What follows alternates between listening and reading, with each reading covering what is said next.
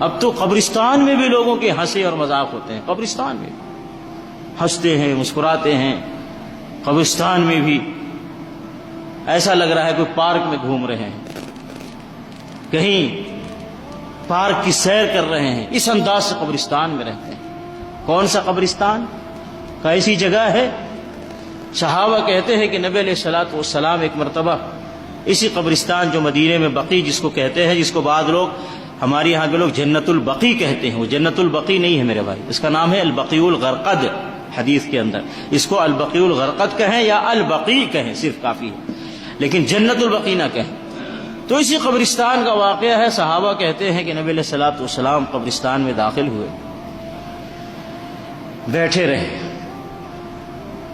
نبی علیہ الصلوۃ والسلام کے دست مبارک میں کچھ لکڑی کا ٹکڑا تھا، تو مٹی کھرستے رہے تھوڑی دیر تک۔ ہر آدمی جب تھوڑا سوچ اور فکر میں ہوتا ہے تو کچھ نہ کچھ کرتا ہے آدمی، زمین میں یا کہیں۔ تو اسی نبی علیہ الصلوۃ والسلام خاموش بیٹھے ہیں اور لکڑی سے زمین کو ایسے کھرچ رہے ہیں، اور نبی علیہ الصلوۃ والسلام کے آنکھوں سے آنسو جاری ہیں۔ یہ صحابہ کیفیت بیان کر رہے ہیں۔ تھوڑی دیر یہی کیفیت رہی نبی صلی اللہ علیہ وسلم کی، صحابہ خاموش کھڑے ہیں۔ پھر تھوڑی دیر کے بعد نبی علیہ الصلوۃ والسلام نے اپنا سر مبارک اٹھایا، صحابہ کی طرف رخ کیا، چہرہ مبارک کیا، اور اپنے زبان مبارک کو ہلایا اور کہا صحابہ سے، اس جگہ کے لیے تیاری کرو، اس جگہ کے لیے تیاری کرو۔ کون سی جگہ تھی وہ؟ کون سی جگہ تھی؟ قبرستان تھی۔ کہا قبرستان میں آنے کے لیے اس سے پہلے تیاری کرو۔ رسول اللہ صلی اللہ علیہ وسلم امام الانبیاء قبرستان میں بیٹھے، ظاہر سی بات ہے آپ بیٹھے ہیں، جو کیفیت بیٹھنے کی تھی ایسی کیفیت عام طور سے جب وحی آتی ہے اللہ کی طرف سے، کوئی پیغام آتا، جبرائیل علیہ السلام کچھ پیغام لے کر کے آتے، تو نبی علیہ الصلوۃ والسلام کی ایسی کیفیت عام طور سے ہوا کرتی تھی۔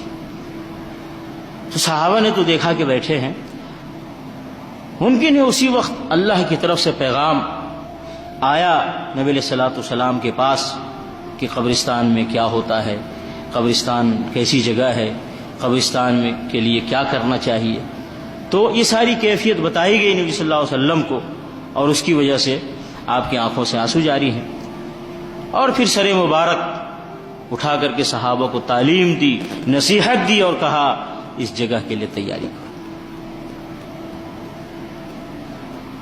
تو اب تو قبرستان بھی نصیحت کی جگہ نہیں رہے گی لوگوں کی۔ ایسے قبرستان جو اسلام کے مطابق بنائے گئے ہیں، جیسا کہ ہم سعودی عرب کے اندر قبرستان دیکھ رہے ہیں، جیسا قبرستان ہونا چاہیے، جیسا نبی علیہ الصلوۃ والسلام نے قبرستان کو رکھنے کی تعلیم دی، ویسا ہی قبرستان یہاں ملے گا آپ کو۔ باقی ہمارے یہاں انڈیا پاکستان کے قبرستان کو تو اب اس کو گارڈن بنا دیا گیا ہے، گارڈن۔ لوگ بتاتے ہیں آ کر کے، ہم نے تو دیکھا نہیں ہے، کہتے ہیں تازے تازے پھول رکھے جاتے ہیں قبروں کے اوپر، پھول لگائے جاتے ہیں، قیمتی پتھر لگائے جاتے ہیں، قیمتی پتھر سے قبر کو سجایا جاتا ہے، وہاں پہ بڑے خوبصورت تختی لگائی جاتی ہے، اور پتہ نہیں کیا کیا ہوتا ہے۔ تو جہاں اسلام کے مطابق قبرستان بنا ہوا ہے وہاں پہ لوگ نصیحت نہیں حاصل کر رہے، اور جہاں قبرستان اسلام کے خلاف بنا ہوا ہے، اللہ کے حکم کے خلاف، رسول صلی اللہ علیہ وسلم کے تعلیمات کے خلاف جہاں قبرستان ہے، وہاں تو اور نصیحت نہیں آئے گی۔ وہاں تو آدمی سوچے گا بابا میں کم مروں میں یہاں آ جاؤں۔